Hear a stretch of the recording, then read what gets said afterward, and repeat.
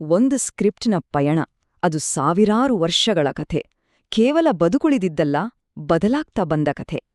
ಕಲ್ಲಿನಿಂದ ಹಿಡ್ದು ನಮ್ಮ ಕೈಯಲ್ಲಿರೋ ಟಚ್ ಸ್ಕ್ರೀನ್ ತನ್ಕ ಇದು ನಮ್ಮ ಭಾರತೀಯ ಅಕ್ಷರಗಳ ಕಥೆ. ಒಂದು ಕ್ಷಣ ಯೋಚನೆ ಮಾಡಿ, ಇವತ್ತು ನಮ್ಗೆಲ್ಲ ಬರೆಯೋಕೆ ಪೇಪರ್ ಇದೆ, ಪೆನ್ ಇದೆ. ಆದ್ರೆ ಇದೆಲ್ಲ ಇಲ್ದ ಕಾಲದಲ್ಲಿ ಬರೆಯಲೇಬೇಕು ಅನ್ನೋ ಹಠ ಮಾತ್ರ ಇದ್ದಾಗ ನಮ್ಮ ಪೂರ್ವಜರೇನ್ ಮಾಡಿದ್ರು? ಇತಿಹಾಸ ತನ್ನ ಮೊದಲ ಹೆಜ್ಜೆಗುರುತನ್ನ, ತನ್ನ ಮೊದಲ ಸಹಿಯನ್ನ ಹೇಗೆ ಹಾಕ್ತು? ಉತ್ತರ ಸಿಂಪಲ್: ಮುದ್ರೆಗಳ ಮೇಲೆ. ಹೌದು, ಪೇಪರ್ ಮೇಲೆ, ಇಂಕಿನಲ್ಲಲ್ಲ, ಬದಲಿಗೆ ಮಣ್ಣಿನಿಂದ ಮಾಡಿದ ಮೃದುವಾದ ಮುದ್ರೆಗಳ ಮೇಲೆ.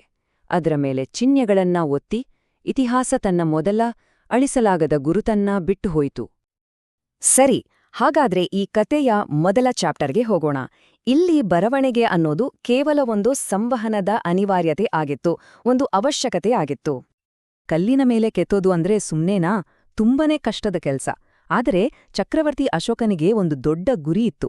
ತನ್ನ ಸಾಮ್ರಾಜ್ಯದ ಮೂಲೆ ಮೂಲೆಗೂ, ಪ್ರತಿಯೊಂದು ಹಳ್ಳಿಗೂ ತನ್ನ ಸಂದೇಶ ತಲುಪ್ಬೇಕು. ಅದಕ್ಕೆ ಇಂಟರ್ನೆಟ್ ಫೋನ್ ಇರ್ಲಿಲ್ವಲ್ವಾ?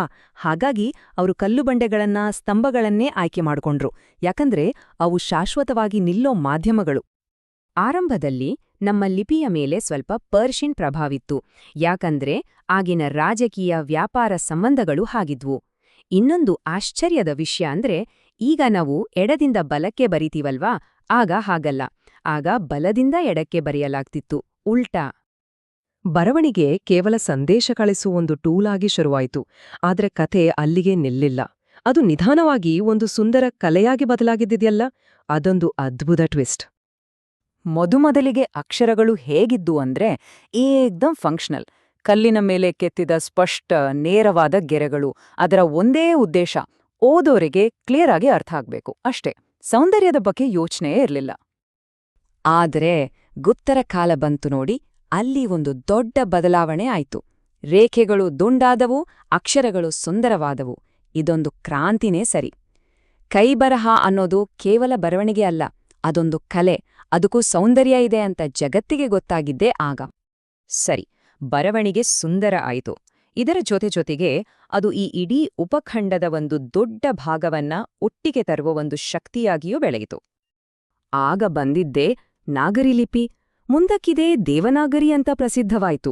ಇದನ್ನ ಒಂದು ರೀತಿ ಪೇಪರ್ ಮೇಲಿನ ಕಾಮನ್ ಲ್ಯಾಂಗ್ವೇಜ್ ಅನ್ನಬಹುದು.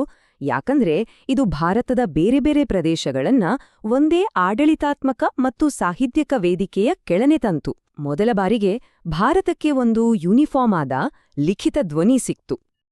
ಈಗೊಂದು ಸಖತ್ ಇಂಟ್ರೆಸ್ಟಿಂಗ್ ವಿಷಯಕ್ಕೆ ಬರೋಣ. ನಮ್ಮ ಭೌಗೋಳಿಕ ಪರಿಸ್ಥಿತಿ ಅಂದ್ರೆ ಜಾಗ್ರಫಿ ಮತ್ತು ಆಗ ಸಿಕ್ತಿದ್ದ ಸಿಂಪಲ್ ವಸ್ತುಗಳು ನಮ್ಮ ಲಿಪಿಗಳ ದಾರಿಯನ್ನೇ ಹೇಗೆ ಬೇರೆ ಬೇರೆ ಮಾಡ್ತು ಅನ್ನೋದು ನಿಜಕ್ಕೂ ಅದ್ಭುತ. ಉತ್ತರ ಭಾರತದ ಲಿಪಿಗಳಿಗೂ ದಕ್ಷಿಣ ಭಾರತದ ಲಿಪಿಗಳಿಗೂ ಇರುವ ವ್ಯತ್ಯಾಸಕ್ಕೆ ಒಂದು ಮುಖ್ಯ ಕಾರಣ ಇದೆ. ಉತ್ತರದಲ್ಲಿ ಜಾಸ್ತಿ ಬರಿತಾ ಇದ್ದಿದ್ದು ಕಲ್ಲಿನ ಮೇಲೆ. ಅಲ್ಲಿ ನೇರ, ಕೋಣೆಯ ಗೆರೆಗಳನ್ನ ಕೆತ್ತೋದು ಸುಲಭ. ಆದರೆ ದಕ್ಷಿಣದಲ್ಲಿ ಸೂಕ್ಷ್ಮವಾದ ತಾಳೆಗರಿಗಳ ಮೇಲೆ ಬರಿತಿದ್ರು. ಅದರ ಮೇಲೆ ನೇರವಾದ ಗೆರೆ ಎಳೆದ್ರೆ ಏನಾಗುತ್ತೆ? ತಾಳೆಗರಿ ಹರಿದೆ ಹೋಗುತ್ತೆ.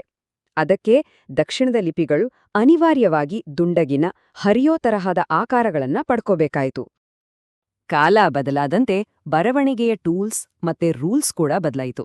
ಪರ್ಷಿಯನ್ ಮತ್ತು ಬ್ರಿಟಿಷ್ ಪ್ರಭಾವಗಳು ನಮ್ಮ ಭಾರತೀಯ ಲಿಪಿಯ ಮೇಲೆ ತಮ್ಮದೇ ಆದ ಒಂದು ಗುರುತನ್ನ ಬಿಟ್ಹೋದ್ವು. ಈ ಇಡೀ ಪಯಣವನ್ನ ಒಂದ್ಸಲ ನೋಡಿ. ಮೌರ್ಯರ ಕಾಲದಲ್ಲಿ ಕಲ್ಲಿನ ಮೇಲೆ ಸಂದೇಶ ಕೆತ್ತುತ್ತಿದ್ರು. ಗುಪ್ತರ ಕಾಲದಲ್ಲಿ ಕೈಬರಹ ಒಂದು ಕಲೆಯಾಯಿತು. ಮಧ್ಯಕಾಲದಲ್ಲಿ ಪರ್ಷಿಯನ್ ಪ್ರಭಾವದಿಂದ ಪೆನ್ ಅಂದ್ರೆ ಲೇಖನಿ ಬದಲಾಯಿತು. ಕೊನೆಗೆ ಆಧುನಿಕ ಯುಗದಲ್ಲಿ ಬ್ರಿಟಿಷರ ಪ್ರಭಾವದಿಂದ ಸ್ಪೆಲ್ಲಿಂಗ್ಗಳಲ್ಲಿ ಬದಲಾವಣೆ ಬಂತು. ಆದ್ರೆ ಇಷ್ಟೆಲ್ಲ ಬದಲಾವಣೆಗಳ ಮಧ್ಯೆ ಒಂದು ಅದ್ಭುತ ವಿಷಯ ಏನಂದ್ರೆ, ಲಿಪಿಯ ಆತ್ಮ ಹಾಗೆ ಉಳಿದುಕೊಳ್ತು. ಹೊಸ ಪೆನ್ನುಗಳು ಬಂತು, ಹೊಸ ಸ್ಪೆಲ್ಲಿಂಗ್ಸ್ಗಳು ಬಂತು. ಆದ್ರೂ ಅಕ್ಷರಗಳನ್ನ ಉಚ್ಚರಿಸುವ ರೀತಿ, ಆ ಧ್ವನಿ, ಅದು ಮಾತ್ರ ತನ್ನ ಪಕ್ಕಾ ದೇಶಿ ಲಯವನ್ನ ಉಳಿಸಿಕೊಂಡೇ ಬಂತು. ಸರಿ, ಈಗ ಈ ಕಥೆ 21ನೇ ಶತಮಾನಕ್ಕೆ ಬಂದು ನಿಂತಿದೆ. ಇಲ್ಲಿ ಈ ಲಿಪಿಯ ಪಯಣ ತನ್ನ ಅತ್ಯಂತ ಆಧುನಿಕ ರೂಪಾಂತರವನ್ನ ಕಂಡಿದೆ. ಇವತ್ತಿನ ರಿಯಾಲಿಟಿ ನೋಡಿ. ದೇವನಾಗರಿಯಿಂದ ಹಿಡಿದು ನಮ್ಮ ಕನ್ನಡದವರೆಗೆ, ತಮಿಳಿನಿಂದ ಬೆಂಗಾಲಿಯವರೆಗೆ, ಪ್ರತಿಯೊಂದು ಭಾರತೀಯ ಲಿಪಿಯೂ ನಮ್ಮ ಮೊಬೈಲ್ ಫೋನ್, ನಮ್ಮ ಕಂಪ್ಯೂಟರ್ ಸ್ಕ್ರೀನ್ಗಳಲ್ಲಿ ಜೀವಂತವಾಗಿದೆ. ಎಲ್ಲವೂ ಆನ್ಲೈನಲ್ಲಿವೆ. ಹಾಗಾದ್ರೆ ಈ ಇಡೀ ಕಥೆಯ ಸಾರಾಂಶ ಏನು? ಇದೇ ನೋಡಿ. ಲಿಪಿಯು ಟಚ್ ಸ್ಕ್ರೀನ್ ಮೇಲಿದೆ, ಆದ್ರೆ ಅದರ ಆತ್ಮ ಇನ್ನೂ ಭಾರತೀಯವಾಗಿದೆ. ರೂಪ ಬದಲಾಗಿರಬಹುದು, ಮಾಧ್ಯಮ ಬದಲಾಗಿರಬಹುದು, ಆದ್ರೆ ಸಾವಿರಾರು ವರ್ಷಗಳ ನಂತರವೂ ಅದರ ಮೂಲ ಗುರುತು, ಅದರ ಆತ್ಮ ಹಾಗೇ ಇದೆ. ಇಷ್ಟು ದೊಡ್ಡ ಐತಿಹಾಸಿಕ ಕಥೆಯನ್ನ ಕೇಳಿದ ಮೇಲೆ ಒಂದು ಕೊನೆಯ ಪ್ರಶ್ನೆ ಮೂಡುತ್ತೆ. ಅದೇನೆಂದ್ರೆ, ನಮ್ಮೆಲ್ಲರ ಕೈಬರಹದ ಹಿಂದೆ ಅಡಗಿರುವ ವೈಯಕ್ತಿಕ ಕಥೆಯೇನು?